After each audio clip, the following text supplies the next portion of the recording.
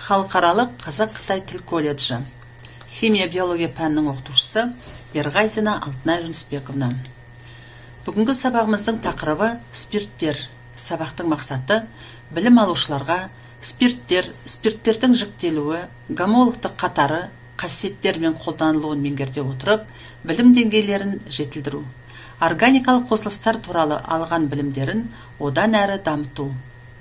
Спирттің пайдасы мен зиянын түсіндіре отырып, білім алушылардың бойына ұлттық тәрбие негізінде өз ұлтының ғасырлар бойы жинақтаған құнды тәжірибелерін және тәлім тәрбиесін қалыптастыру. Сабағымыздың жоспары: спирттердің жалпы формуласы, спирттердің жіктелуі, гомологтық қатары, физикалық, химиялық қасиеттері және жеке өкілдері. Спирттер молекула құрамында бір немесе бірнеше гидроксил тобы бар көмірсутектердің туындылары.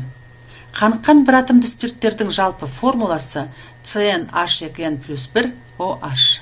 Гомологтық қатары: бірінші өкілі метил спирті CH3OH, метанол.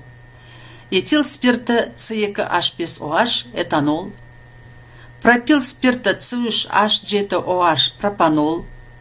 Бутил спирті C4H9OH, бутанол. Пентил спирті C5H11OH, пентанол. Гексил спирті C6H13OH, гексанол. Гектил спирті C7H15OH, гектанол.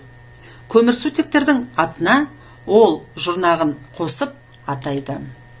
Спирттердің жіктелуі: бірінші, гидроксил тобымен байланысқан көмірсутек радикалына байланысты. Екінші, гидроксил тобының санына байланысты. Үшінші, гидроксил тобымен байланысқан көміртек атомның табиғатына байланысты жіктеледі. Гидроксил тобымен байланысқан көмірсутек радикалына байланысты спирттер үшке бөлінеді: қаныққан спирттер, қанықпаған спирттер және ароматты спирттер. Қаныққан спирттерге этил спирті, қанықпаған спиртке винил спирті, ароматты спиртке бензил спирті жатады. Гидроксил тобының санына байланысты бір атомды спирттер және көп атомды спирттер болып екіге бөлінеді. Бір атомды спирттер метанол және этанол. Бір атомды спирттердің құрамында бір ғана гидроксил тобы болады. Көп атомды спирттерге құрамында екі гидроксил тобы бар этилен гликоль немесе этан диол жатады. Үш атомды спиртке молекула құрамында үш гидроксил тобы бар глицерин немесе пропан триол жатады. Гидроксил тобымен байланысқан көміртек атомының табиғатына байланысты спирттер біріншілік, екіншілік, үшіншілік болып жіктеледі. CH3, CH2, CH2OH, пропанол 1. Бұл біріншілік пропил спирті. Гидроксил тобы бірінші көміртек атомымен байланысқан. CH3, CH3OH, пропанол 2. Бұл екіншілік пропил спирті. Гидроксил тобы екінші көміртек атомымен байланысқан. Үшіншілік көміртек атомы, үшіншілік пропил спирті 2 метил пропанол 2. Көміртек атомы гидроксил тобынан басқа 3 көміртек атомымен байланысады. Бұл үшіншілік пропил спирті деп аталады. Физикалық қасиеттері: қалыпты температурада С10-ға дейін сұйық, С11-ден бастап қатты заттар. Сұйық спирттердің өздеріне тән иістері болады. Алғашқы үш өкілі сумен кез келген мөлшерде араласады. Молекулалық массасының артуына қарай сұйық спирттердің суда ерігіштігі төмендейді. Енді химиялық қасиетіне тоқталайық. Бұл жерде үш қана химиялық қасиетіне тоқталдым. Бірінші, спирттің гидроксил тобындағы сутек атомының орнын белсенді металдардың басуы. C2H5OH белсенді метал натриймен әрекеттеседі. Натрий спирттің құрамындағы сутегін ығыстырып шығарып, нәтижесінде натрий этилаты түзіледі. Екінші қасиеті: күрделі эфирлердің түзілуі. Бұл реакция этерификация реакциясы деп аталады.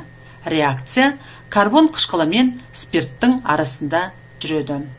Этил спирті C2H5OH, сірке қышқылы CH3COOH пен әрекеттесіп, реакция нәтижесінде күрделі эфир сірке қышқылының этил эфирі түзіледі. Үшінші қасиеті спирттің жануы. Спирт жанғанда көмір қышқыл газы мен су бөлінеді, көгілдір жалын мен жылу бөле жүреді. Спирттердің жеке өкілдері және олардың қолданылуы. Метил спирті метанол, CH3OH, түссіз сұйықтық, спиртке тән иісі бар, қайнау температурасы 64,7 градус Цельсий. Метанол өндірісте формальдегид, полимерлер, бояғыш заттар, фармацевтік препараттар алу үшін, бояулар мен лактарды ерітетін еріткіш ретінде және тағы басқа заттар алуда кең түрде қолданылады. Метил спиртімен жұмыс істегенде оның өте улы екенін ұмытпау керек. Бірнеше граммнан адам соқыр болып қалуы, одан көбірек болса уланып өліп кетуі мүмкін. Этил спирті этанол, C2H5OH. Өзіне тән иісі бар түссіз сұйықтық. Қайнау температурасы 78,3 градус Цельсий. Сумен барлық мөлшерде араласады. Этил спирті адам организміне есірткілік әсер етеді. Спирт миға әсер етіп, жүйке клеткаларын уландырады. Осыдан адамның ақыл-ойы, сөйлеу, ойлау қабілеттері, қимыл үйлесімділігі бұзылады. Спиртті ішімдіктер ішкен адамның мінез құлқында желөкпелік, әдепсіздік, дөрекілік пайда болып, оны айналасындағыларға жек көрінішті етеді. Спиртті ішімдіктерді жиі ішкен адамның бауыры мен жүйке жүйесінің қызметі бұзылады. Зердесі нашарлайды. Маскүнемдікке, яғни этил спиртіне тәуелділікке душар болады. Ондай адамдар рухани жағынан азғындайды. Сонымен этил спиртінің қолданылуы. Медицинада, дәрі-дәрмек жасауда, парфюмерияда, тамақ өнеркәсібінде, органикалық синтезде және лактар мен бояуларға еріткіш ретінде қолданылады. Осымен біздің бүгінгі спирттер тақырыбына арнаған сабағымызды аяқтаймыз.